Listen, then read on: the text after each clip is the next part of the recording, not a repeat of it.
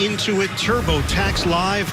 We've got the Cincinnati Bengals and the Tennessee Titans. Titans making their third straight playoff appearance. Cincinnati coming off its first playoff win in 31 years. That 26-19 victory over Las Vegas on Saturday, ending the postseason drought. Derrick Henry ready to go. Tennessee will have the football. Cincinnati won the toss. We're underway from Nashville and out to the 25-yard line. Before we get things started on offense for Tennessee, let's check in with Evan Washburn. Well, and as this Titans offense takes the field and the return of Derrick Henry occurs, it's the final puzzle piece for this offense, and they haven't been fully together since week 6 of the season. That's the last time you had Henry, Jones, Brown, this entire starting offensive line on the field together. Ryan Tannehill, the one guy who's made it through all 18 games, said it's really been the last 3 weeks in practice that's got the confidence set for this huge game, fellas. And Evan and Trent, they won 3 in a row to end the regular season. They did not turn it over in any of those games. First play from scrimmage. Play action. Tannehill fires. Intercepted. Picked on the play by Jesse Bates. And just like that, Cincinnati takes over. Well, just when everyone thought that Derrick Henry was going to be the first one to touch the ball, Jesse Bates did not fall for it. The linebackers came up on the play-action pass, but Bates was eyeballing Tannehill the entire way, jumps in front of Julio Jones to get the interception. Ryan Tannehill had been playing near perfect football over the last stretch of the regular season. Interceptions were an issue earlier in the season. He finished with 14 during the year, and Cincinnati has got it a 1st and 10 at the Tennessee 42. Burrow out of the gun, fake the handoff. Burrow spins, and he's dropped. A sack at the 45. Danico Autry, the first man to greet him. Jeffrey Simmons got in there as well. This front is very talented that Joe Burrow is dealing with here this afternoon. Last 5 games for Burrow, 13 touchdowns and no picks. Well, and you consider prior to that, he was leading the NFL in interceptions with 14. So when they needed him to dial in and not turn the ball over, he's done an excellent job. That's what got him into this position right now. He set franchise records across the board throwing the football this season for Cincinnati in his 2nd year. Joe Burrow has been Joe Cool. 2nd and 13, Burrow underneath, catch made by Mixon, turns it upfield, dishes out punishment. Mixon works the sideline, and he's out of bounds. David Long missed, and then Mixon made him pay to the tune of 19. Good job by Burrow, not trying to push the ball upfield, hitting the check down to Mixon, and a terrible job of tackling by Long as he comes up and just tries to use his shoulder instead of wrapping him up. Mixon's not going to have any of that as he bounces to the outside and picks up the first down. Cincinnati driving after the Tannehill turnover. They are inside the Tennessee 25. Mixon remains in the backfield. He gets the call. Given a gain of 1 forward progress, Tennessee's defense prepared for Joe Mixon going up the middle. Offensively for Cincinnati, the numbers are not eye-popping, but they did score consistently, averaged 27 points per game, good for 7th in the league. Highly talented group of skill position players.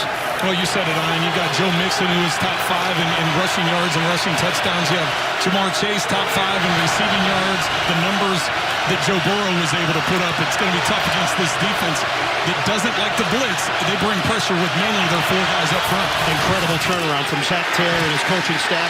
Incomplete, but Dupree with the pressure on Joe Burrow as he was trying to hit Mixon. Defensively for Tennessee, this is a much improved group from last year to this year. Jeffrey Simmons took a step forward. They will put pressure on the quarterback. The addition of Zach Cunningham has given them a different dimension defensively. Came over from Houston, and Kevin Byard, an all-pro season on that back line. And really, Ian, you said it, it's this defensive line with Autry and Simmons, their ability to put pressure in the middle, and then you change up things on the outside. So line up 5, so it looks like you're going to pressure. Then just like on the last down, one guy drops out and causes confusion in protection. This is a 3rd and 9. Burrow, pressure again, sacked at the 35. Jeffrey Simmons busting through.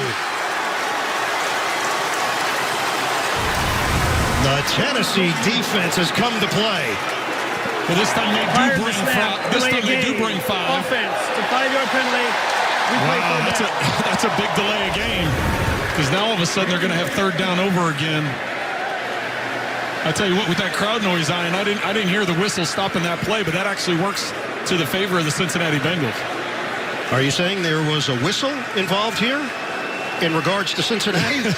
Because I seem to remember that from a week ago. Well, this one they tried stopping the play before it happened, not an inadvertent whistle while it was happening. So the Bengals will get to do it again and actually benefit from the penalty. 3rd and 14. The crowd is deafening early. They'll go empty again. Spread it on 3rd and 14. Burrow from the gun gets rid of it. Catch is made at the 20. And then Higgins dives forward. They get back that yardage. And now we'll have a manageable field goal after the 8-yard When you attempt a 55-yard field goal, now all of a sudden they're going to get the ability to try a 38, 39-yard field goal. So that delay of game penalty actually worked in their favor. Evan McPherson in his playoff debut last week. Field goals from 31 yards, 30, 43, 28. 4 field goals for the rookie out of Florida. Trying to get Cincinnati on the board. 38-yard attempt. After the turnover, McPherson leans into it and straight through. Bengals take a 3-0 lead over Tennessee. 12:03 to play. Opening quarter. Paramount Plus. Cincinnati takes advantage of the turnover. Could have been a lot worse for Tennessee, all things considered.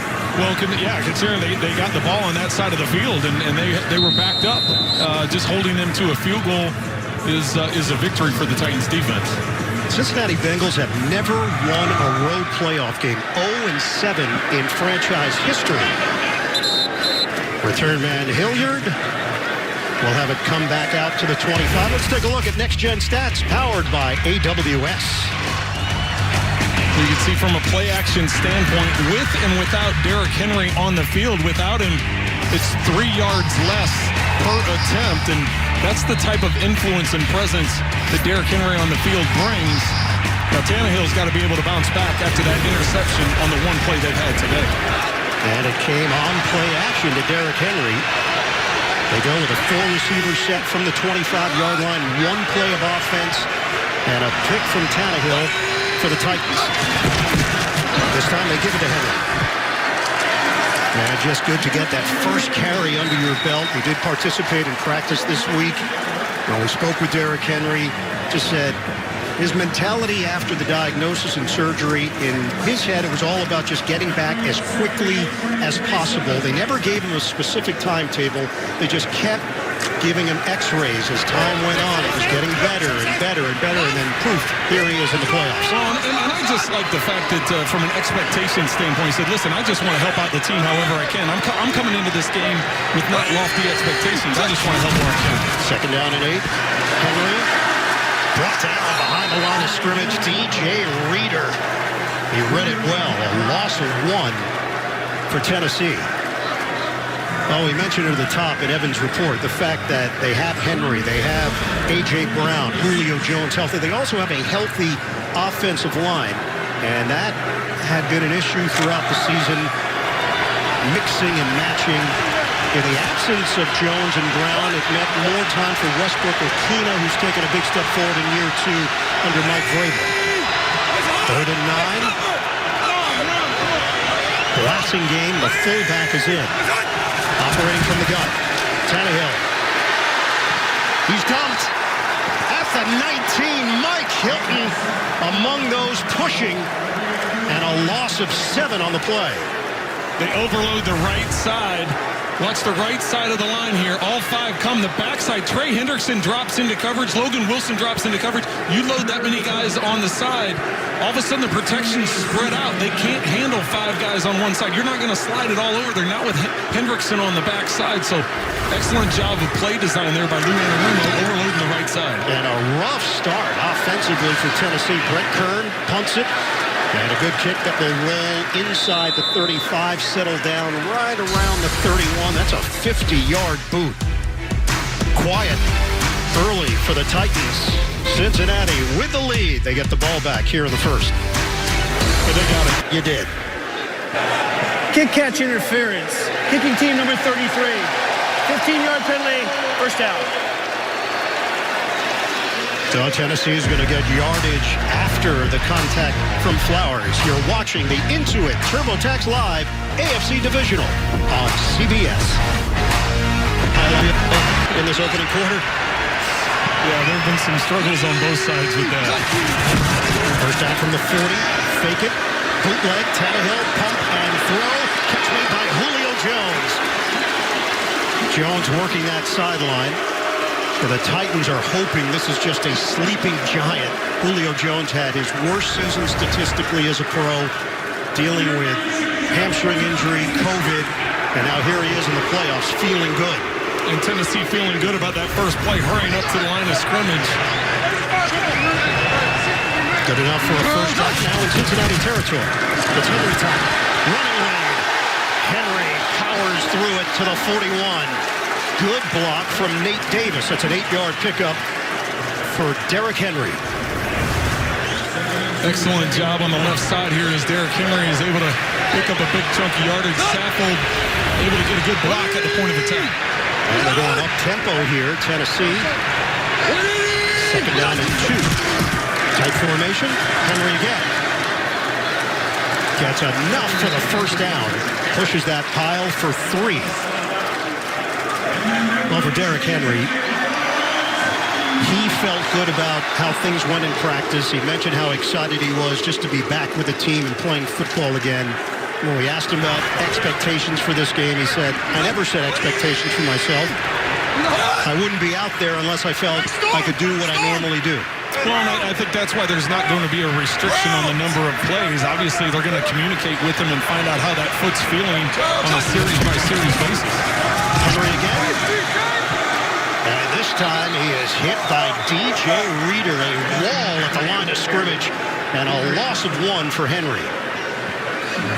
DJ Reader's had an outstanding season, and we've already seen him twice today with tackles behind the line of scrimmage, and what a force he's been in the middle, especially considering Ogunjobi put on IR after last week's game against the Raiders. Reader's going to have a big one today. Surgery on his right foot. Larry Ogunjobi, who had a terrific season. So they've had B.J. Hill step in. They'll have a rotation on that D-line with Josh Tuco, Tyler Shelvin available as well. Zach Kerr just picked up. Second and 11. Tannehill in the pocket. Throws on the move. Couldn't catch it. Blasting game. He tried to look it into his hands, and then he looked down. It wasn't there.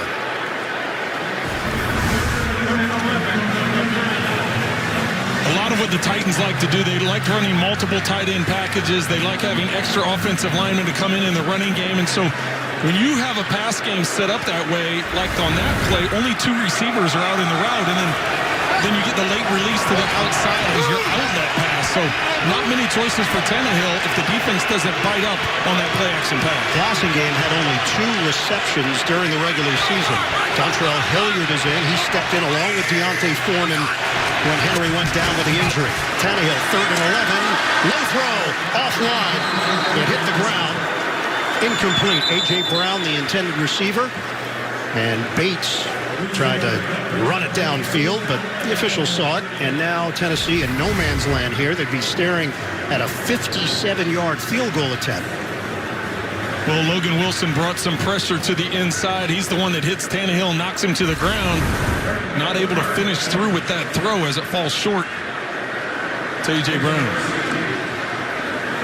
So, Tennessee's going to punt it here on 4th and 11. Strong defensive showing so far from both sides.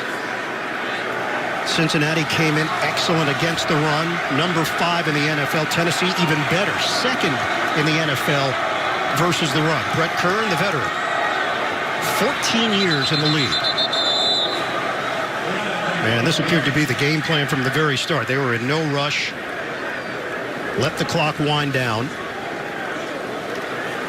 Well, the hard part there, Ryan, is Delay 4th a and game, 11. offense. Penalties decline. Remains 4th down. So I think they thought if they could just get a cheap one and get 5 yards and then maybe try a field goal attempt or even go for it on 4th down, there was really no problem in taking that penalty. Nope. Cincinnati declines it. I think Cincinnati is preparing for a potential fake. They're not going to do that. Kern boots it high. Taylor, fresh off the practice squad, fair catch, secure at the 12. It's a 27-yard kick. Cincinnati deep in its own territory when we come back to Nashville. Progressive, save when you bundle auto, home, or motorcycle insurance. And by BetMGM, the king of sportsbooks. The league's 88 best players are set to face off on the Pro Bowl field in Las Vegas. Catch the 2022 Pro Bowl presented by Verizon Sunday, February 6th, 3 p.m. Eastern. Buy your tickets today at ProBowl.com or watch the excitement, ABC, ESPN, and ESPN Deportes. First down run, tried to reverse it, and Mixon is spun down. Harold Landry, first man there. Forward progress will get him half a yard. Well, and both these teams are dialed in to stopping the run as both teams have struggled, really, other than that 1 8-yard run by Derrick Henry in the last series, getting anything going in the run game. Well, we mentioned Tennessee, lack of turnovers. Cincinnati, no turnovers last 5 games, including last week against Las Vegas. Second down and 9. Burrow, toss it underneath. Good hands. Chase, catch and run. He's got ridiculous speed. Jamar Chase brought down from behind inside the 30. Zach Cunningham making it downfield, and the LSU connection once again reveals itself. Well, this is the problem you fall into if you're a defense. You decide to go man-to-man. Yes, you're going to go off coverage because you're worried about Jamar Chase running right by you, but Fulton comes up to make the tackle, and because the throw was a little errant to the inside, Chase has to react to the ball, go get it, and then it's just a foot race. Chase will be matched up at times against his high school and college teammate Christian Fulton, both from the New Orleans area. That's a 57-yard catch and run. Chase, again, they get him involved. And not much there. He took a pop after a couple of yards. We asked Jamar Chase about the different roles he served. He said at the beginning of the season, they just lined me up at X. And then as the season went on, they would use him in some different spots. So he's been one of those guys that you're not quite sure where he's going to be on the field. Well, and if you remember, beginning of the season was a lot of big plays to him, right? A lot of big throws down the field because he was isolated at that X spot. Then there was a lull there in the middle of the season, and then as they started moving him around and utilizing him in different ways, the big plays came down to pass. The Pro Bowler nicknamed Uno. Burrow is sacked. Danico Autry gets home for Tennessee. Cunningham supplied the initial heat, and that's the 3rd sack of the quarter for the Titans. Well, they've been able to put constant pressure. Danico Autry and Jonah Williams just beats him and bull rushes him first back into the backfield. Watts on the edge, 96 puts it back in there, and then Autry is able to escape to the inside, so when Burrow steps up, it's an easy sack.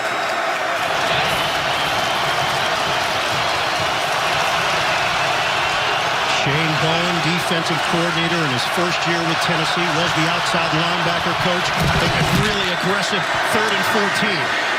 Higgins, the hands. And then hit as he crossed the 30-yard line, 7 yards on the pass and catch. But Cincinnati once again in field goal range, and they're going to send out McPherson to try to add to this lead. Fine, it's safe to say the go-to call on 3rd and long when you're trying to get better field goal range is the slant to Higgins. That's what they've done both times, just to try and pick up some yardage for McPherson, as this will be a 45-yard attempt. And McPherson has been kick-fearsome over the last couple of weeks, and they've relied on him. 45-yarder. Huber will hold it. Harris the snapper.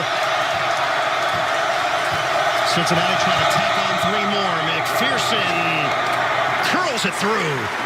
And it's a 6-0 lead for the Bengals. 2:11 to play in the opening quarter. Coming back to the freshman season at Wyoming. Third down and 7, final seconds of this first quarter. Tannehill, protection. It was falling apart. He gets out of there. Tannehill buys time, looking to run, and gets hit at the 45-yard line. He is short of a first down. Trey Hendrickson with a hit. Tannehill gains 5, and that takes us to the end of the first. Cincinnati and Tennessee, the AFC Divisional on CBS.